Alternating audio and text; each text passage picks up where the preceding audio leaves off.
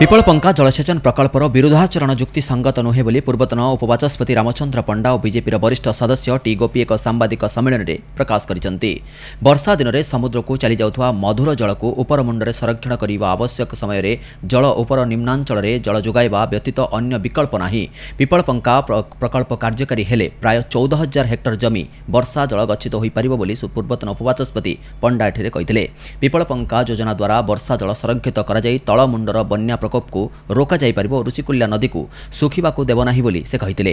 तेणु पिपलपंका प्रकल्प गंजाम जिला पई एक उपयोगी योजना द्वारा मधुर जल को जल भंडार द्वारा संरक्षण माध्यम उत्कट समय नदी में छड़ा जाइबा नागरिक गृहपालित पशु एवं चाषी मानक आवश्यकता को पूरण करा जिवो बोली से प्रकाश करथिले। नदी गर्भ को विभिन्न एनएसी ग्रामरू मैला पानी निष्कासन विरोध में जनसचेतनता और प्रशासनिक व्यवस्था निहाती जरूरी बोली से कहबा सह परिवेश उन्नति पई समग्र दिगरे उभय पार्श्व को बंधरे नागरिकंक सहयोग रे पर्याप्त वृक्षरोपण करबा निमंते आवश्यक पदक्षेप निमंते सरकार को अनुरोध करा जाउथवा से कहिथिले।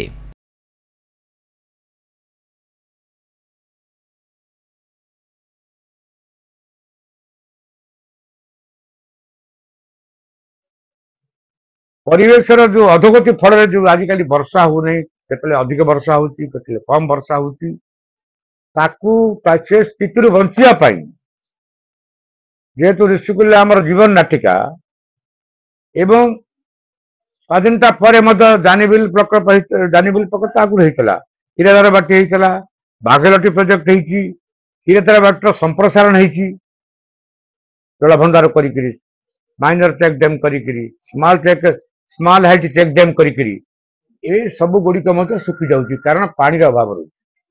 तेणु सोरडा सिस्टम को कम्प्लीमेंट करने ये सिस्टम जानीबिल कहतु हीराधार बाटी कहतु ऋषिकुल्या सिस्टम को कम्प्लीमेंट करने ग्राउंड वाटर उन्नति राज्य सरकार बर्तमान मोहन माझी सरकार पूर्व प्रस्ताव थिबा पिपलपंका योजना को कार्यकारी करने जाऊँगी। यहाँ एक स्वागत जोग्य आपको विरोध करा उचित नहीं।